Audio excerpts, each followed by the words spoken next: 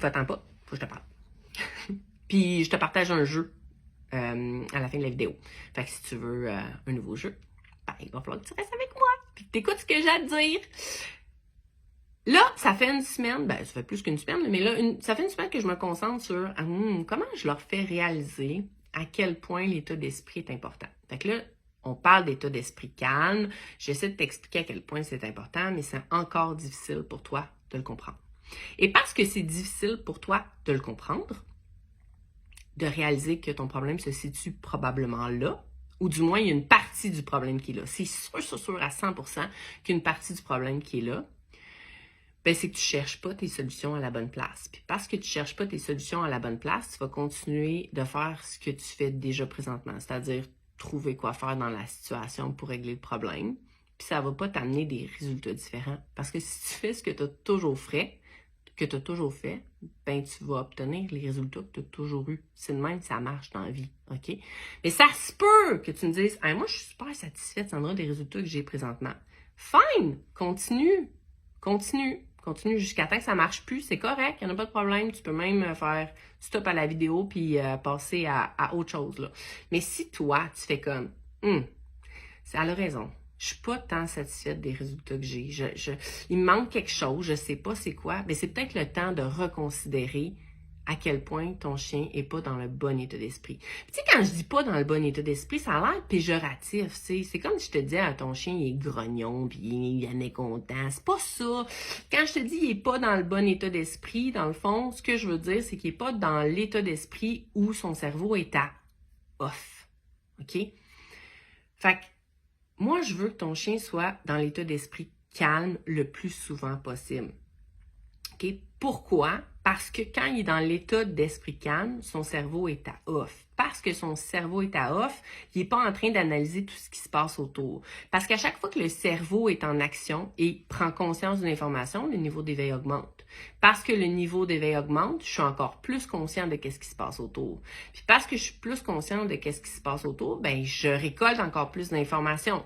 Et ce que tu dois savoir, c'est qu'à chaque fois qu'une information est considérée comme utile pour le cerveau, c'est-à-dire que j'en ai pris conscience, ben ça paye dans le réservoir émotif. À petite, moyenne ou grande échelle, OK? Mais ça paye dans le réservoir émotif. Un réservoir émotif, ben ça le dit, c'est un réservoir. Il y a une capacité maximale à ça, OK? Par chance, on peut le vider. Mais la question qu'il faut que tu te poses, c'est est-ce que tu as les bonnes stratégies pour vider un réservoir émotif? Tu sais, si toi, tu penses qu'aller brûler ton chien puis faire une dépense physique, ça vide un réservoir émotif, la réponse, c'est pas pantoute. Tu le remplis. Okay? Ce qui va permettre au réservoir émotif de se vider, c'est le dodo profond que ton chien va faire après. Mais il y a peu que le dodo profond, toi tu penses que c'est un dodo profond, mais il n'est pas si profond que ça. Puis le jeu que je vais te proposer va te permettre d'en prendre conscience aussi, OK? Fait qu'il y a plein de choses que tu sais pas encore, puis parce que tu sais pas, ben tu t'en vas pas nécessairement dans la bonne direction. Fait que à chaque fois que le réservoir émotif se remplit, OK? Ben à un moment donné, ça fait en sorte que si je le remplis, puis qu'il se vide pas adéquatement, ben c'est qu'il va déborder à un moment donné. OK? Et si tu ne le savais pas, la majorité des comportements inappropriés pour lesquels tu perds le contrôle, c'est-à-dire que tu n'es pas capable d'avoir de résultats pour ce comportement-là ou cette situation-là, c'est parce que ton chien est en débordement émotif.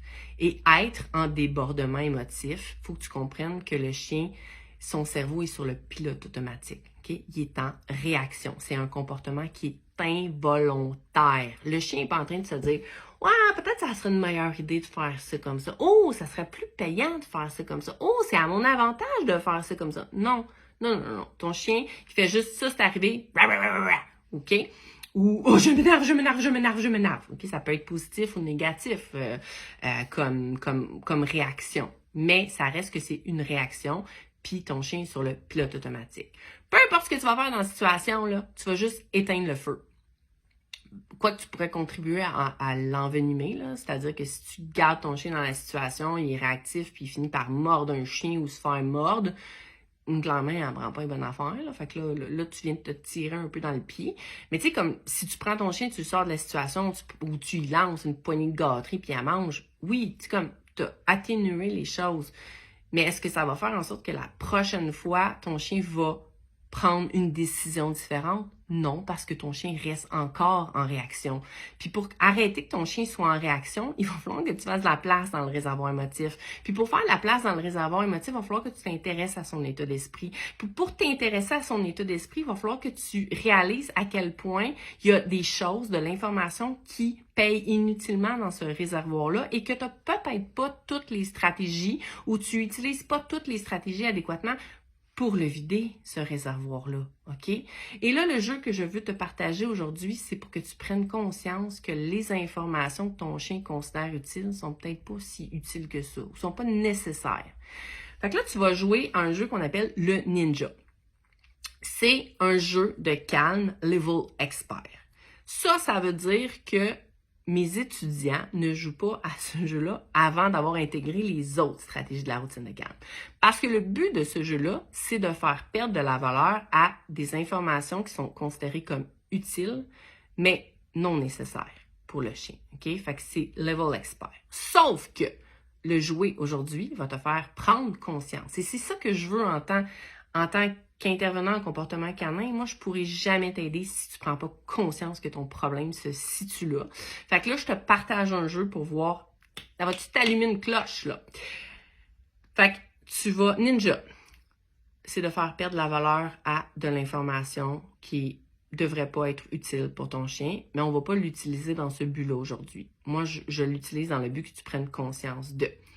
Fait que, va falloir que tu ailles livrer une croquette à ton chien. OK? En mode ninja. Dans le sens que je veux que tu fasses tout le process, mais qu'il réalise zéro que ce process-là est arrivé. Fait qu'il faut que tu sois capable de livrer une croquette devant son nez, de façon naturelle, sans qu'il fasse comme « Quoi? OK? » ou « Oh my God! » Je veux que ça passe complètement inaperçu. Puis le but, c'est pas que tu fasses comme que tu y ailles comme sur le point des pieds et tout ça. Non, je veux vraiment que tu sois capable de la livrer éventuellement sans que quelque chose de naturel, qu'un comportement naturel de toi soit considéré comme une information utile. Fait que tu vas spotter un moment dans la journée où tu fais comme « Oh, mon chien est calme, mon chien dort profondément, mon chien... Ouais, c'est le bon moment pour jouer à ça. » Fait que là, tu vas aller chercher la croquette. Je veux pas que tu l'ailles sur toi, quoi que tu pourrais, là, mais j'aimerais ça que tu ailles chercher la croquette puis que tu réalises que dans tout ce process-là, ton chien, à un moment donné, va faire comme « Quoi? » Il va ouvrir un œil. Prendre conscience que, elle fait quelque chose d'inhabituel, elle. Oh, elle est allée dans l'armoire, c'est pas l'heure qu'elle va dans l'armoire d'habitude. Oh, j'ai entendu des croquettes. OK? Puis que tu vois son niveau d'éveil augmenter, que tu en prennes conscience. Fait qu'au début, il va ouvrir un œil, lever la tête. Oh, les oreilles vont s'allumer, débarquer du divan, aller te voir, être vraiment content. Ah, c'est l'heure de manger, c'est l'heure de manger, c'est l'heure de manger. Je veux que tu réalises tout le process qui se passe. Ça, petite information utile, amener ça, amener ça, amener ça, amener ça. Puis le fait que ton chien soit rendu excité parce que tu sors des croquettes de l'armoire, je sais que ça te fait plaisir, là, mais ça a payé peut-être vraiment beaucoup dans son réservoir. Puis toi, tu veux être capable de travailler la réactivité, OK? Puis avoir un niveau d'éveil qui fait du sens dans une situation vraiment difficile quand tu n'es pas capable de faire perdre la valeur à une information qui ne devrait pas être si utile que ça, OK? Fait que je veux juste que tu réalises à quel point tu veux travailler quelque chose, mais à un niveau de difficulté qui est tellement difficile quand tu n'es même pas capable de le faire dans un contexte qui est beaucoup plus facile. OK? Fait que là, tu vas jouer à ce jeu-là, tu vas te filmer, puis tu vas partager ça dans les commentaires pour qu'on réalise tout le monde ensemble à quel point, vous n'avez pas tant de contrôle que ça sur l'état d'esprit de votre chien, OK? Puis, qu'il y a beaucoup plus de choses que vous pensez qui payent dans son réservoir émotif, puis que parce que ça, vous n'êtes pas capable de contrer ça puis d'arriver à avoir des résultats différents, ça va être impossible de réussir si votre chien est réactif en laisse avec un autre chien ou que votre chien jappe au moindre bruit qu'il va entendre ou peu importe là, les comportements réactionnels de votre chien, vous avez besoin de ça pour arriver à des résultats là. OK? Fait que vous me faites ça, gang. J'ai hâte de voir ça.